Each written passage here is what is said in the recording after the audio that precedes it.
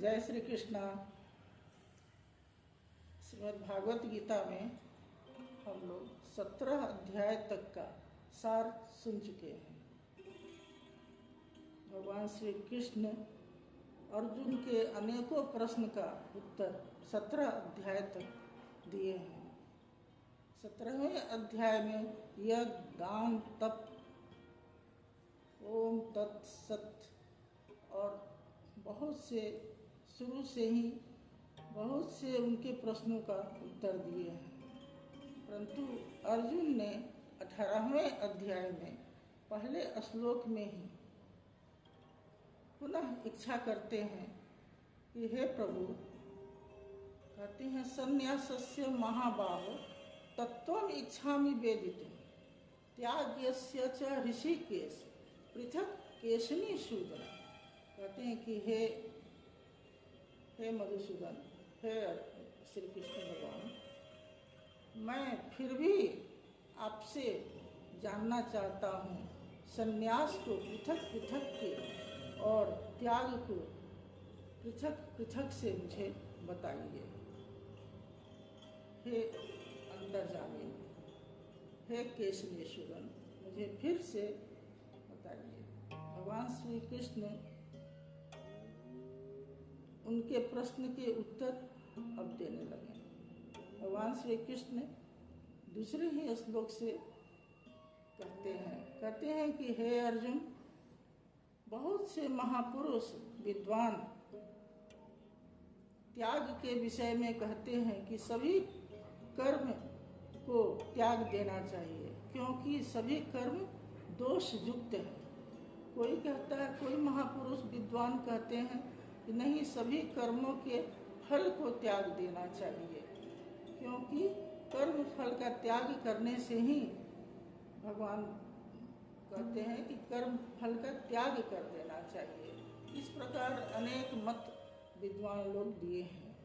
भगवान श्री कृष्ण कहते हैं कि हे अर्जुन, अब मेरा निश्चय किया हुआ तू मत सुन।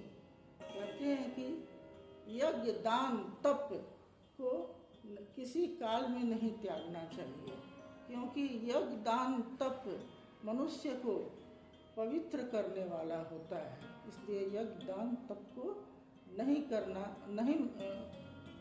इसको मतलब नहीं त्याग करना चाहिए। भगवान श्री कृष्ण कहते हैं कि इसको त्याग नहीं करना चाहिए। कहते हैं अगले श्लोक में कहते हैं कि त्याग जो होता है न ही देह वृता शक्य त्यक्तुम कर्माणि यशेषतः यह तो कर्म फल त्यागी सह त्यागी इति अभिधीयते। कहते हैं कि त्याग जो होता है शरीर से, प्राणी के शरीर से सभी कर्मों का त्याग नहीं हो सकता है। इसलिए हे अर्जुन, सभी कर्मों के फल को त्याग देना चाहिए और सभी कर्मों को करते रहना चाहिए। इसी पर अगले श्लोक में कहते हैं न द्वेष्टि अकुशलम कर्म कुशले न अनुसज्जते त्यागी सत्व समाविष्ट मेघावीक्षिण संशय। कहते हैं कि हे अर्जुन, जो पुरुष न द्वेष्टि यानी कुशल कर्म करने में द्वेष करता है और न अकुशल कर्म से ही वह द्वेष करता है, वह सभी कर्मों को करते हुए कर्म फल को त्याग देता है, वह सच्चा त्यागी है, वह मेधावी त्यागी है। यहाँ भगवान श्री कृष्ण त्याग का विश्लेषण करते हुए कहते हैं कि त्याग जरूरी है लेकिन यज्ञ, दान, तप को कभी नहीं त्यागना चाहिए। इस प्रकार भगवान श्री कृष्ण अपना मत दिए हैं त्याग के विषय में।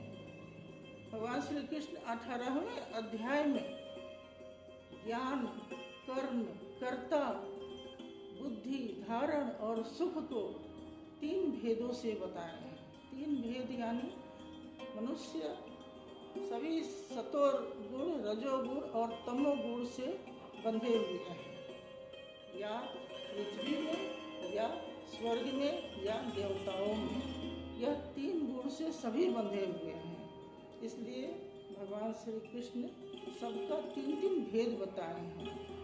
ज्ञान का पहला सात्विक भेद कहते हैं भगवान श्री कृष्ण, सर्वभूतेषु इन एकम भावम अव्ययम इच्छते अविभक्त विभक्तेषु तत्ज्ञानम विधि सात्विकम।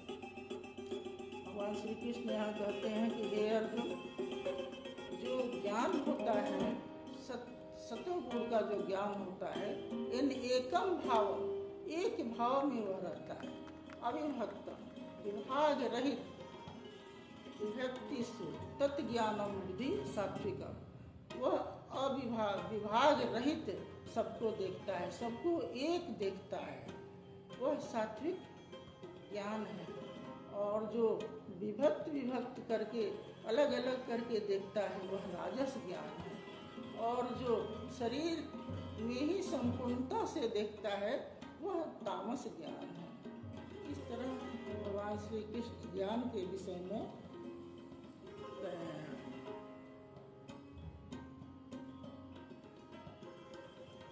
भगवान श्री कृष्ण कर्म के विषय में भी कहते हैं कि सभी कर्म के फल को और आसक्त रहित होकर करना चाहिए, फल को त्याग देना चाहिए और आसक्त रहित होकर कर्म को करना आवश्यक है। सभी कर्म को त्यागना नहीं है, कहते हैं सभी कर्म को करते रहना चाहिए, लेकिन सिर्फ कर्म फल को त्याग देना चाहिए। जो कर्म फल को त्याग कर आसक्त रहित होकर कर्म करता है, वह सात्विक भाव का होता है। और जो कर्म फल की कामना करता है और आसक्त चित्त भी रहता है, वह राजस भाव का होता है। और जो प्रमाद में लिप्त रहता है, कर्म फल को तो चाहता ही है, वह तामस भाव का होता है। इस तरह भगवान श्री कृष्ण कहते हैं, कर्ता के विषय में भी यही कहे हैं। वही कर्ता शुद्ध है जो सात्विक भाव से और कर्म फल को त्याग कर कर्म करता है। कहते हैं भगवान श्री कृष्ण कि जो कर्म फल चाहता है, उसके विषय में कहते हैं कि तीन तरह का होता है। कहते हैं अनिष्टम इष्टम मिश्रणम त्रिविधम कर्मणः फलम् भवति अत्यागी नाम प्रेत्य न तो संन्यास नाम क्वचित।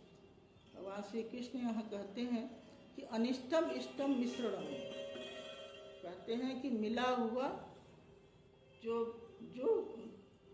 त्याग हो, जो कर्म फल होता है, उसके विषय में कहते हैं कि अच्छा बुरा और मिला हुआ तीन प्रकार का होता है। यह फल जो आसक्त कामना से युक्त है, उसको मरने के पश्चात भी मिलता है, जन्म जन्मांतर तक मिलता है। लेकिन जो परमात्मा में कर्म फल को नहीं चाहता है, आसक्त नहीं रहता है, वह परमात्मा को जान लिया है, उसे किसी काल में भी कर्म का फल नहीं मिलता है। जो साधक ऐसा होता है, वह भी जानता है कि कर्म फल तो सबसे बड़ा भगवान मिल गया, सबसे ऊपर जो भगवान है वो मिल गए, तो किस चीज़ की चाह करें, इसलिए वे चाहत भी नहीं करते हैं कर्म फल का। इस प्रकार वे कर्म फल की चाहत नहीं करते हैं। इस तरह त्याग का विश्लेषण करते हुए भगवान श्री कृष्ण बताए हैं। सुख के विषय में बताए हैं कि तीन प्रकार का सुख का भी भेद होता है। सुख का पहला सात्विक कहते हैं, अग्रे च विषमीयो परिणामे अमृतोपमं तत् सुखम सात्विकम प्रोक्तम आत्मबुद्धि प्रसादकम। कहते हैं कि हे अर्जुन, जो सुख है अग्रे च विषमीयो, कष्ट देने वाला जहर के समान जो सुख पहले शुरू में लगता है और बाद में अमृत देने वाला होता है, वह कहते हैं कि आत्मबुद्धि प्रसादजम, वह आत्मा के लिए होता है और उसे अमृत मिलता है, अमृत की प्राप्ति होती है। जो पहले कष्ट सह लेता है और बाद में जो सुख की प्राप्ति होती है, वह अमृत की तरह होती है। आत्मबुद्धि प्रसादजम, प्रसाद उसको आत्मा परमात्मा का प्रसाद मिल जाता है। और जो चाहता है, शुरू से ही चाहता है कि अमृत मिले, पहले अमृत प्राप्त करने के लिए ललायित रहता है और भोग लिप्सा में लगे रहता है, तो उसको अग्रे च मिलता है अमृतोपम, अपरिणामे विषम युवा, यानी और परिणाम में वह जहर के समान होता है। क्योंकि अमृत पहले होता है लेकिन परिणाम में वह जहर के समान होता है। और जो तामस होते हैं वो तो पहले भी और बाद में भी उनका सुख दुखमय ही होता है, क्योंकि वह कामना से अतिशय युक्त रहते हैं, इसलिए उन्हें दुख ही मिलता है। इस प्रकार भगवान श्री कृष्ण कहते हैं। सब कर्मों को करने में 5 कारण बताए हैं। कहते हैं अधिष्ठान तथा कर्ता, करणम च प्रदिग्विदा, विविधा च पृथक चेष्टा, दैवम च एवं अत्र। कहते हैं अधिष्ठान, जिसके आश्रय कर्म किया जाता है वह कर्ता होता है, फिर करण यानी पृथक पृथक इंद्रियां, फिर कारण अलग अलग चेष्टाएं, अच्छा हुआ तो अच्छी चेष्टाएं होती हैं और बुरा हुआ तो बुरी चेष्टाएं होती हैं। और कहते हैं कि अंतिम हेतु दैव यानी संस्कार है। यह 5 कारण अच्छा करे या बुरा करे सबको होता है। या आप वैराग्य में रहें, आप अच्छे कर्मों को करते रहें तब भी होगा, और बुरे कर्म काम क्रोध इत्यादि में रहें तब भी यह 5 कारण मिलता है। भगवान श्री कृष्ण यहाँ कहते हैं 5 कारण मिलता है। इस तरह से भगवान कहते हैं कि त्याग के विषय में और कर्म के विषय में, कर्ता के विषय में, सुख धारणा के विषय में, बुद्धि के विषय में, सात्विक भाव में जो रहता है, जो कर्म फल को नहीं चाहता है, उसकी बुद्धि स्थित होती है और जो उसकी धारणा भी स्थिर होती है। इस प्रकार भगवान बताए हैं। तो कहते हैं कि कर्ता धर्ता, कहते हैं कि लोग जिसकी बुद्धि कम है, बुद्धि स्थिर नहीं है, अज्ञानता में है, वह कहता है कि सब भगवान करते हैं। वह क्योंकि यथार्थ नहीं जानता, वह अज्ञान में रहता है, इसलिए कहता है कि सब भगवान करते हैं। भगवान सब नहीं करते हैं। वस्तुतः प्रकृति और पुरुष के बीच एक पतली रेखा होती है। जब हम प्रकृति के अंतर्गत रहेंगे तो भगवान नहीं करेंगे, उससे निकलकर भगवान के शरण में चले जाएंगे तब हमारे लिए भगवान खड़े हो जाते हैं। प्रकृति के ऊपर जब उठ जाएंगे तभी हमारे लिए भगवान करते हैं, सबके लिए भगवान नहीं करते हैं। इस प्रकार भगवान श्री कृष्ण कहते हैं, जो अनन्य भाव से भगवान को प्राप्त करने के लिए रात दिन लगा हुआ है, उसे प्राप्त हो जाते हैं।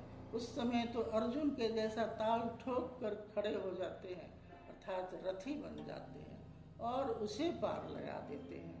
इस प्रकार भगवान कहते हैं, सत्य यही है, शोध की स्थली भी यही है, प्राप्ति की स्थली भी यही है, परंतु हृदय देश में स्थित भगवान दिखाई नहीं देते। इस तरह से भगवान दिखाई नहीं देते। अतः संपूर्ण धर्मों को त्याग कर कहते हैं, सर्वधर्मान परित्यज्य माम एकम शरणं व्रज, अहम त्वाम सर्व पापेभ्यो मोक्षयिष्यामि मा शुचा। कहते हैं कि हे अर्जुन, सभी धर्मों को त्याग कर तुम मेरे शरण में आ जा, मैं तुम्हें प्राप्त होऊंगा, इसमें कोई संशय नहीं है। मन्मना भव मद्भक्तम मद्याजी माम नमस्कुरु, मामेव यस्यसि जुक्त्वा सत्वम। इस तरह कहते हैं कि मनमना भव, मेरे मन वाला हो, मनमना भव, मेरा भक्त बन जा, मेरी पूजा कर और मुझे प्रणाम कर। इसलिए मैं प्रतिज्ञा करता हूँ कि मुझे ही तू प्राप्त होगा। इस प्रकार भगवान ने बहुत सारे श्लोक कहे हैं श्रीमद् भगवत गीता के 18वें अध्याय में निर्णय देते हुए यह सब कहे हैं। प्रत्येक महापुरुष ने भी यही कहा है, लेकिन शास्त्र जब लिखने में आता है तो लगता है कि गीता शास्त्र सबके लिए है, लेकिन नहीं, वस्तुतः श्रद्धावान के लिए है। जो श्रद्धा करेगा, जो लगा हुआ है, उसी को प्राप्त होते हैं। जो पूजा के भाव से एक बार गीता पाठ कर लिया और कहे कि हम गीता पढ़ लिए, तो उसके लिए नहीं करते भगवान। लगना पड़ता है, लगन, श्रद्धावान होना पड़ता है, लगन को जगाना पड़ता है, तब इसी शरीर से हम अपने स्वरूप को प्राप्त कर लेंगे। ऐसा भगवान का मत है। बल देकर कहते हैं कि स्वयं निर्णय देते हैं कि अधिकारी कौन है, कौन अधिकारी है, स्वयं निर्णय देते हैं।